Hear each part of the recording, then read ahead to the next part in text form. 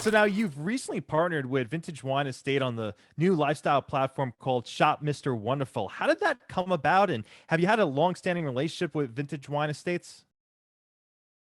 It's a remarkable story, and it's so unusual how this came together. I'll tell it to you. Years ago on Shark Tank, there was a deal to sell single-serve wine by the glass in a container that was sealed with nitrogen gas. I was all over it because I love that whole idea, and I thought, this is such a big idea. I have got to go to the number one wine buyer on earth, and that is Costco, and that woman is Annette Alvarez Peters. At the time, she was the most powerful woman on earth, because she could buy every pension's complete output and still not have enough wine. And so what I decided to do is take a chance. I figured, who knows, maybe she's a Shark Tank fan. Maybe she saw the episode last night at 9 o'clock. So through nefarious techniques, I got her cell phone number, because I know a lot of people that work on the internet. And I called it and I left her a message. I knew she wouldn't answer because she wouldn't know my number. And 20 minutes later, the phone rings and it's Annette Alvarez Peters on the phone. And I said to her, Annette, I'm so honored you called me back. And she said, you were rude to Barbara last night on Shark Tank. What do you want? And she said, look, I don't know if I like the single serve idea, but I'll let you pitch it to me. I'm going to Hawaii. I'm going to be 1 hour in John Wayne Airport tomorrow. I'll give you 45 minutes of that time if you show up at the airport lounge. And bring your wife with you. I want to meet what kind of woman would marry a guy like you. I said, okay, because she knew that my wife was involved in blending the whites. And so we flew there. We flew to John Wayne Airport. We met with Annette Alvarez. I brought the prototype of the single serve. I really wanted to go into partnership with Costco on it. She had the prototype in her hands. She turned it over. It was above her purse. She turned it over to look at the seal, and it leaked into her purse. Oh, was she pissed. And that was the end of that idea. It was over. But she said to me, listen, Kevin, you've got a brand. People trust your palate. They know you by the millions as the wine guy. And if you want to play in the wine business like I think you do, because I did, you can't ship a few cases. 97% of wine in America, is what she told me, is sold for under $15.99 a bottle. You have to be able to ship me millions of cases, and you can't do that on your own. You're going to do some kind of a vanity thing, go buy a vineyard, make 25,000 cases, and go out of business.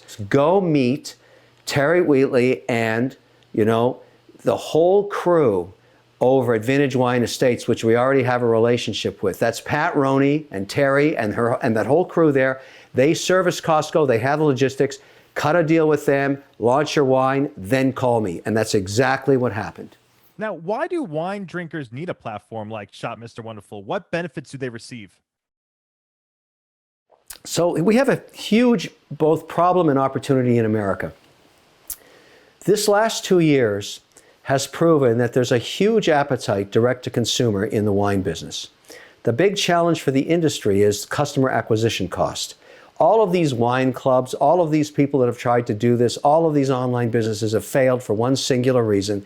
They cannot get their customer acquisition cost below the lifetime value of the customer, no matter what format they try. Now, in that area, I have a huge advantage.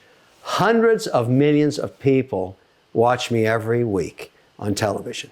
I'm very fortunate, and they know me over all of this time as someone who loves wine, curates wine, makes wine, and when it comes to wine, they understand, particularly those who have bought from me already, when it comes to wine, I have their back.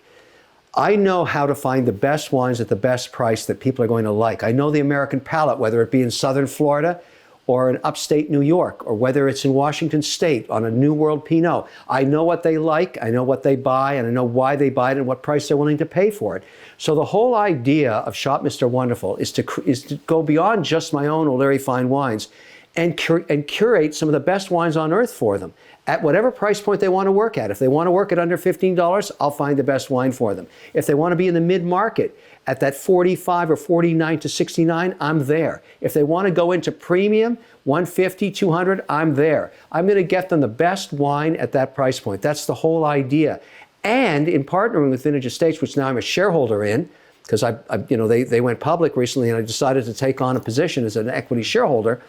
We have 3,000 acres under production now. We're one of the largest consolidators in the world of wine production and logistics, the ability to ship it So I'm thinking really big here because the pandemic has proven to millions of Americans they'd like someone to ship them wine that's good, that they like at the right price point. They don't want to carry a 39-pound box of wine from the store. We'll ship it to them direct. I think the business opportunity is huge. Now, how do you go about picking the wines for the platform? I'm sure you have a team helping you with this, but why are they selecting the wines they're selecting? No No team. team. I try them all Really? Okay. myself.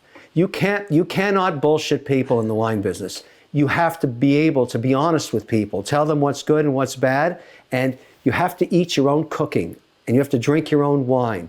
Everything on that site I have personally sampled, every single drop. It's got my name on it. Now, how do you keep track of all that, Kevin? Do you keep a journal? Do you use a program of all your tasting notes? I do actually, but my favorite is simply a Mont Blanc writing pen, an ink nib pen, and a book that I keep my notes in because, I start every day when the market closes at 4 o'clock. I always have a glass of white wine. Montrachet, sometimes I go Old World Chard, or I go New World Chard off on my own. I always start with a glass of white. And when I'm doing that, I'm always sampling new Chards because people send me all kinds of output, all kinds of wines. I have hundreds of wines to try, and I also talk to people about them first. So I operate 5 commercial cellars around the world. I buy wine futures, I trade them. I have partners, we buy divorce cellars sometimes.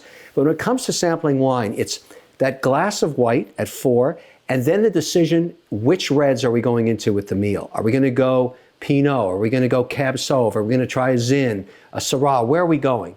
And in doing so, I'm sampling new wines with my friends and family and asking their opinion too. But ultimately, it's my decision. Yeah. And what do you look for in a wine, Kevin? Does it depend on the grape variety? No, I really don't want people to get tied up in varietals. In America, we start with 2 verticals. Chardonnay is the most popular white, and that's great. And Cabernet Sauvignon is the great American red wine. But what I've tried to do over the years in communicating with people, whether I'm selling it on QVC or whether I'm selling it on Shop Mr. Wonderful, is if you like a red, if you like a white, let me take you on a journey into other ways of enjoying red wine. Because if you like a great, big, spicy Cabernet Sauvignon, I bet I can find a Zin that you're just going to love. And maybe you've never tried a Zin. Or how about a Meritage? How about a blend that you've never tried? How about a New World Pinot? How about a New World Pinot with that Thanksgiving dinner? Even with a turkey. But I take copious notes and I do a lot of video tasting notes that we post of me tasting the wine, describing the experience, what's good and bad about it. And I think after all this time, people have begun to trust me because they bought from me, they like what I'm giving them, and I'm trying to expand their horizons. And the only way you can do something like this is you've got to love wine. You've got to drink wine. You have to breathe it, live it, drink it, taste it, and be honest about it, and people will trust you. What are the types of questions that you ask people if you're going to a dinner, you're hosting people at your house, and they'd say, Kevin, pick me a bottle of wine? What are some of the questions that you ask them to find that right bottle for that specific individual? I don't ask them if they like white or red. I never ask that. I say, what do you like in a wine? What is it that you like in any wine? They may say, I love sweet wines. And then I'll sneak into the cave and I'll pull out a Moscato. Something to start the meal with, that classic, beautiful, petally Christmas. They just have to tell me the direction to go and I will find multiple offerings for them. If they say something like, I like a big spicy wine, or I only like red wines, I say, forget about that. I'm going to get you a white one that you're going to love even though you like reds. Obviously, I have the benefit of being able to go into the cellar and pick out all kinds of different wines, but to me, it's like painting with a palette. I say to them, trust me tonight. We're going to go on a wine journey. We've prepared a fantastic meal. I try and do this with 8 to 10 people. And to me, this is my ultimate beta testing because secretly I'm trying wines on them that I'm going to put on, Shop Mr. Wonderful. I want to hear what they say. Now, it's a small sample size, but I have these dinners like 2-3 times a week, so I might get to 30, 40, 50 people. And I'm gleaning that information because I don't want wine snobs. I want people, everyday people that like trying wine.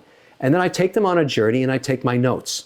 And then I go back to the winemakers and say, look, Here's some notes I got, because I've really started to notice the difference in the regions of what women like. Women buy a lot of white wine, what they buy in Florida versus what they buy in California. You know, the unoaked shards that really took off a couple of years ago, that really came out of Florida. In those, you know, that whole Cuban vibe, that whole melting pot of getting a much crisper Montrachet, more like less oaky, less buttery, that came out of Florida. I saw it happen there. Kevin, you kind of mentioned the average person purchasing wine. Why are sometimes people turned off by wine? Is it that snobbery that they're kind of afraid from, that they kind of shy away from getting involved in wine in general? No, they're nervous about it. They're nervous about taking it to a friend's place for dinner. They're nervous about giving to their boss as a gift. They're nervous about opening it up and not knowing anything about it. It's the biggest deterrent to trying wine.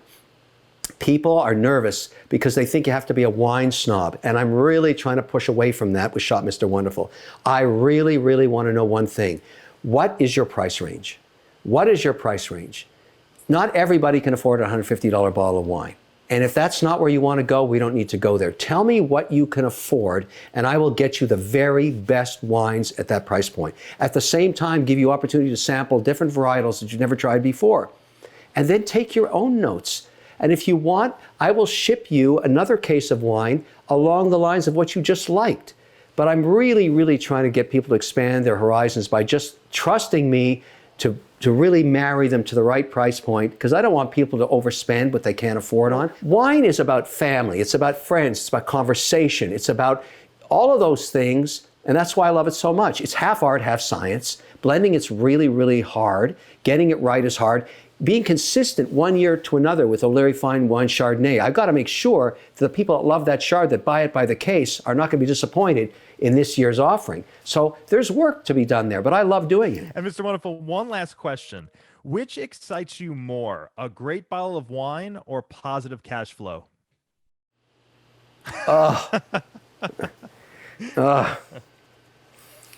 You know, you just reminded me of a story that combines both of those together. I don't remember if you recall the height of the pandemic, March, April, May, that period when we were all locked down. I was at our home in Miami Beach. The beach, for the first time ever in 200 years, was closed to people. Nobody was on it. The market was incredibly volatile. My portfolios of, of the operating company, we were having swings in the S&P of 11 and 12% in an hour. And you know that rule, I have a glass of white Chardonnay at 4 o'clock. I remember the day the market went down 11.5% in the last 2 hours. My portfolio was decimated. I opened up the Chard, I poured it into a glass, I went out on the balcony, and I looked out at the beach, and I noticed there was a whole pod of pelicans sitting on the water close to shore inside of the sandbar. And I saw this giant, it looked like a rowboat. It was dark, but it was a great white shark. And it had actually done something they never did. It came within 10 feet of the shore because there's no people. It wasn't scared of anybody. And it started eating the pelicans with my Chardonnay there. And I thought to myself, I thought I had a bad day. Look at those guys. And I know that's a crazy story. And the next day, the market went up 12%. It was crazy, on the bell. I don't know why that all fits together, but that Chardonnay was with the good times and the bad times.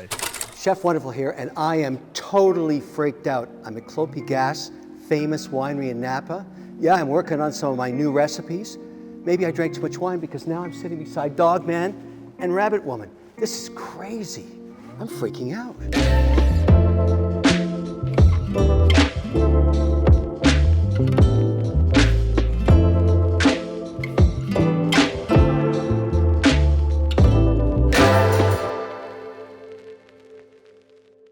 If you like that video, wait till you see my next one. Don't forget to click right over here and subscribe.